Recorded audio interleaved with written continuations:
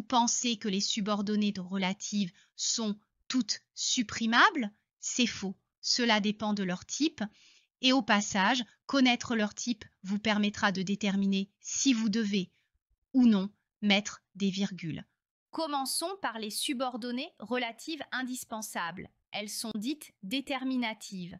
Elles apportent une information essentielle à la compréhension de la phrase et ne peuvent être supprimées sans nuire au sens.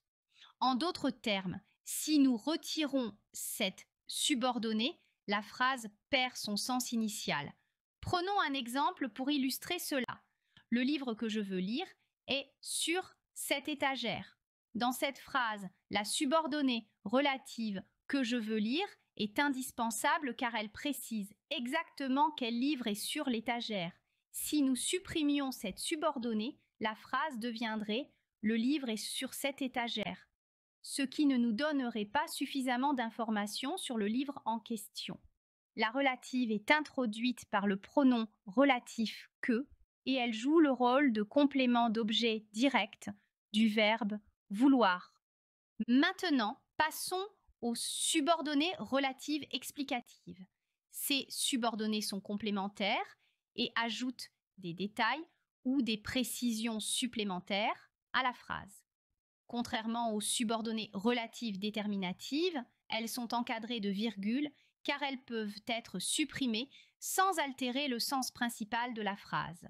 Voyons un exemple pour mieux comprendre. Ce meuble en face de moi que j'ai assemblé hier est très pratique.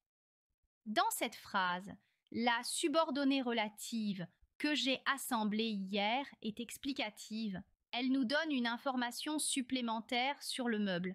Mais si nous la retirions, la phrase resterait compréhensible. Ce meuble en face de moi est très pratique. La subordonnée relative explicative ajoute simplement une précision sur le meuble, mais elle n'est pas essentielle à la compréhension de la phrase.